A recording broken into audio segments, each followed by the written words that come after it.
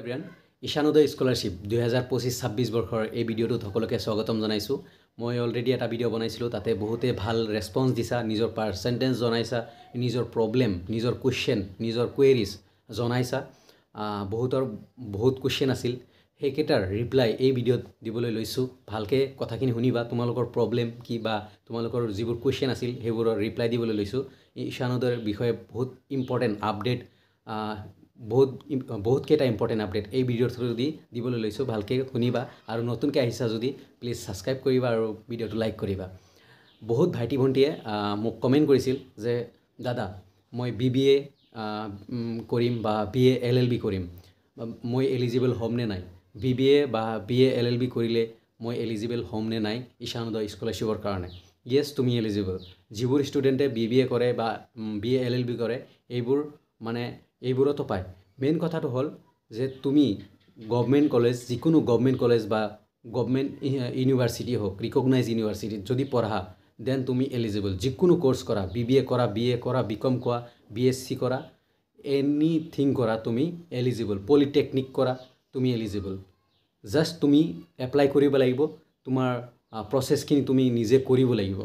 সেইখিনি প্ৰচেছ এতিয়ালৈকে ষ্টাৰ্ট হোৱা নাই, হ'ব। তো এগেইন কৈছোঁ, যিবোৰ ষ্টুডেণ্টে BBA কৰিবা বা BA LLB কৰিবা, তো ইউ আৰ এলিজিবল। তোমালোকেও এপ্লাই কৰিব পাৰিবা।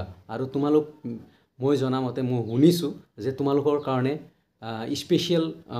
স্পেচিয়েল কেটেগৰী এইকেইটা ষ্ট্ৰীম, এইকেইটা তোমাৰ যিকেইটা BBA BA LLB এইবোৰ প্ৰগ্ৰামক স্পেচিয়েল, যেনেকৈ টেকনিকেল প্ৰগ্ৰাম লাইক MBBS, ইঞ্জিনিয়াৰিঙত পইচা বেছি দিয়ে, সেনেকৈ BBA তাৰপিছত BA LLBৰ এইবোৰ প্ৰগ্ৰামত পইচা বেছিকৈ দিয়ে নৰ্মেল BA BCom BScতকৈ।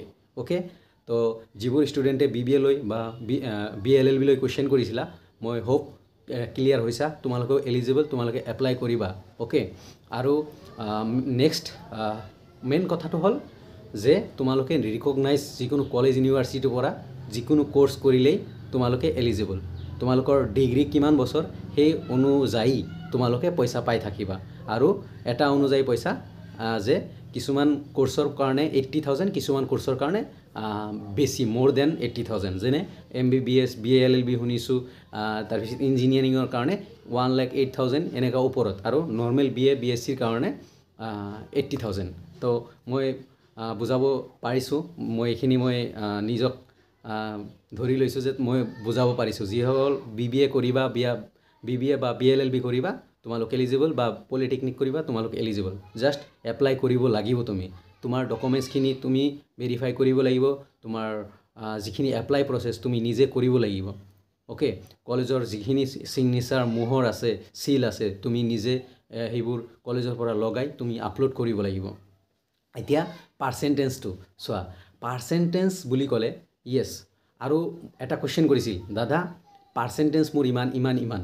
শুনা, জেনেৰেল যিবোৰ ষ্টুডেণ্ট আছে, জেনেৰেল হওক, ST হওক, OBC হওক, যিকোনো কাষ্ট হওক, যদি 80%ৰ ওপৰত আছে, মই তোমালোকক অলৱেজ গাইড কৰিম নেক্সট মান্থৰ পৰা, আফটাৰ 10 জুনৰ পৰা এপ্লাই ষ্টাৰ্ট হ'ব। আফটাৰ 10 জুনৰ পৰা এপ্লাই হ'ব, মই এইটো চিয়'ৰ। আফটাৰ 10 জুন তো মই পাৰ্চনেলি গাইড কৰিম। অ'কে, পাৰ্চনেলি গাইড কৰিম ঈশানোদয়ৰ কাৰণে। তোমালোকে যিবোৰ 80% আছা, 80%ৰ ওপৰত, 80% প্লাছ এবভ, সেইবোৰ ষ্টুডেণ্টে 100% পাবা। জাষ্ট তোমালোকে ট্ৰাই কৰিবা, তোমালোকৰ ঘৰৰ ইনকাম বিল' দেন 4 লাখ, আৰু বিল' দেন যাতে 2 লাখৰ তলত বা 1 লাখ, নিয়াৰলি 1 লাখ এনেকুৱা থাকে। কাৰণ যিমান ইনকাম কম হ'ব সিমান প্ৰবেবিলিটি তোমাৰ পোৱাৰ চান্স বেছি। পাৰ্চেণ্টেজ তোমাৰ ভাল, ইনকাম কম, তো UGCয়ে তোমাক সকলোতকৈ আগত ৰিকগনাইজ কৰিব বা ছিলেক্ট কৰিব।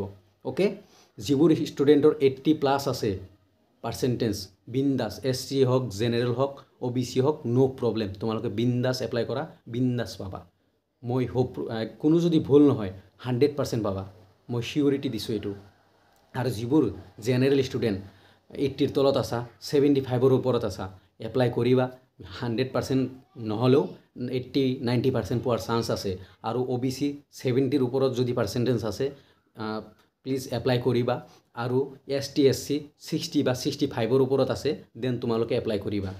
ওকে মই পাৰ্চেণ্টটো এগেইন কৈছোঁ যিবোৰ ষ্টুডেণ্টৰ 80+ আছে 80ৰ ওপৰত আছে সেইবোৰ ষ্টুডেণ্ট 80 বা 80ৰ ওপৰত কোনেও ৰখাব নোৱাৰে জাষ্ট তোমাৰ ইনকামটো কম কৰিবা যিমান কম কৰিব পাৰি আৰু যিবোৰ ষ্টুডেণ্টৰ 80ৰ তলত আছে জেনেৰেল এটলিষ্ট 75+ আছে যদি এপ্লাই কৰিবা 80-90% চান্স আছে তুমি পোৱাৰ তোমাৰ ইনকাম আৰু কম কৰিব লাগিব আৰু যিবোৰ ST SC আছে 60-65+ যদি আছে দেন এপ্লাই কৰিবা মই এগেইন কৈছোঁ তাৰপিছত OBC 70+ আছে যদি এপ্লাই কৰিবা ওকে এইখিনি আছিল পাৰ্চেণ্টেজৰ কাৰণে আৰু এটা ভাইটিয়ে কমেণ্ট কৰিছিল যে দাদা 10,000 ষ্টুডেণ্টক নেদে যিমান ষ্টুডেণ্ট এপ্লাই কৰে যদি পাৰ্চেণ্ট ভাল হয় দি দিয়ে নহয় নৰ্থ ইষ্টৰ 10,000 ষ্টুডেণ্টক স্কলাৰশ্বিপটো দিয়ে ঈশানোদয় স্কলাৰশ্বিপ UGCৰ আণ্ডাৰত হয় নৰ্থ ইষ্টৰ 10,000 ষ্টুডেণ্টকহে দিয়ে অনলি 10,000 পাৰ্টিকুলাৰ 10,000 ষ্টুডেণ্ট চিলেক্ট কৰি ওকে তাৰপিছত আৰু এটা কুৱেশ্যন যিবোৰ ষ্টুডেণ্টে দিল্লী ইউনিভাৰ্চিটি CUET দি দিল্লী ইউনিভাৰ্চিটি বা তেজপুৰ ইউনিভাৰ্চিটিত পঢ়িবা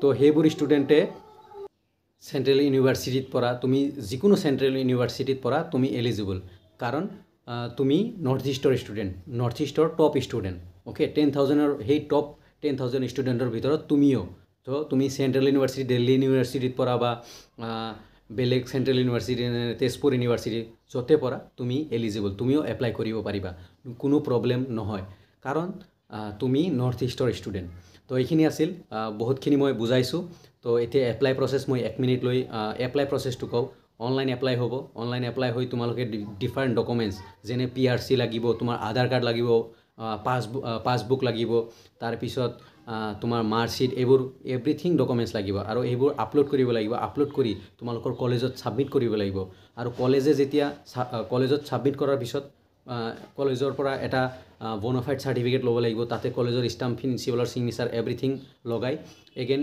ছাবমিট কৰিব লাগিব তাৰে পিছত যদি কিবা ভুল হয় দেন কলেজে ভেৰিফাই কৰি ক'ব যে এইটো ভুল হৈছে এগেইন তুমি ৰিছাবমিট কৰা তোমাক সেই ৰিছাবমিট কৰিবলৈ কাৰেকশ্যন কৰিবলৈ সময় দিব তো প্ৰচেছখিনি পিছলৈ আহিম 10 জুনৰ পিছত ষ্টাৰ্ট হ'ব টেনশ্যন ল'ব নালাগে 10 জুনৰ পিছত ষ্টাৰ্ট হ'ব এপ্লাই তোমালোকে কলেজত এপ্লাই কৰা কলেজত এডমিশ্যন লোৱা যিকোনো কোৰ্ছ লোৱা যিকোনো ষ্ট্ৰীমৰ যিকোনো কোৰ্ছ লোৱা নো প্ৰব্লেম তোমালোকে এলিজিবল যদি ভাল পাৰ্চেণ্ট আছে ইনকাম কম আছে ইউ আৰ এলিজিবল আৰু মই পাৰ্চনেলি গাইড কৰিম সেইটোৰ কাৰণে মই আৰু দুজন ভাইটি আছে সিহঁতেও থাকিব সেই গ্ৰুপত তো তোমালোকে সেই গ্ৰুপত এতিয়া নৰ্মেলি ডেছক্ৰিপশ্যনত মোৰ চেনেলৰ লিংক আছে লিংকত থাকি চেনেলৰ লিংকত জইন হৈ গ্ৰুপটোত থাকিবা আৰু সেইটোৰ কাৰণে স্পেচিয়েলকৈ মই এটা গ্ৰুপ বনাম যিকেইটাৰ মানে পাৰ্চনেলি গাইড লাগে পাৰ্চনেলি গাইড লগা ষ্টুডেণ্টবোৰৰ কাৰণে আফটাৰ 10 জুন মানে সেইটো ষ্টেপ কৰিম বাট সকলোকে যিমান ষ্টুডেণ্ট আছা সকলোকে গাইড কৰিম মই এজ এ মানে ইউৰ ব্ৰাদাৰ মই অলৱেজ গাইড কৰাৰ কাৰণে আছোঁ তো be careful be positive always মানে তুমি পজিটিভ থাকা যে তুমি পাবা বুলি তোমাৰ পাৰ্চেণ্ট ভাল আছে কলেজত এডমিশ্যন লোৱা উইদাউট এডমিশ্যন নোপোৱা তো মই কনফিউজন দূৰ কৰিছোঁ যিমানখিনি পাৰিছোঁ পাৰ্চেণ্টেজ তোমালোকৰ কোৰ্ছ লৈ BBA কৰা পলিটেকনিক কৰা BA BSc যি কৰা গভৰ্ণমেণ্ট বা গভৰ্ণমেণ্ট ৰিকগনাইজ কলেজ ইউনিভাৰ্চিটি হ'লে হ'ল নো প্ৰব্লেম বিন্দাছ এপ্লাই কৰিব পাৰিবা পাৰ্চেণ্টেজখিনিও মই কৈ দিছোঁ আৰু তুমি যদি চেণ্ট্ৰেল ইউনিভাৰ্চিটিত পঢ়া তথাপিও বস্তুখিনি মানে বুজাই দিছোঁ তো বিন্দাছ তোমালোকে PRC বনোৱা বেংক পাছবুক নাই যদি বেংক পাছবুক বনোৱা তাৰপিছত আধাৰ কাৰ্ড বনোৱা এইখিনি কাম কৰিবা আৰু বেংকৰ লগত আধাৰ কাৰ্ড লিংক কৰিবা এইখিনি কাম আগতীয়াকৈ কৰি থোৱা কাৰণ এইখিনি বস্তু তোমালোকৰ লাগিব এপ্লাইৰ সময়ত থ্যাংক ইউ এভৰিৱান ভিডিঅ'টো ভাল লাগিলে প্লিজ লাইক কৰিবা শ্বেয়াৰ কৰিবা ফ্ৰেণ্ডছবোৰৰ লগত যাতে সকলোৱে গম পায় আৰু লগতে এটা কথা ছাবস্ক্ৰাইব কৰি ৰাখিবা থ্যাংক ইউ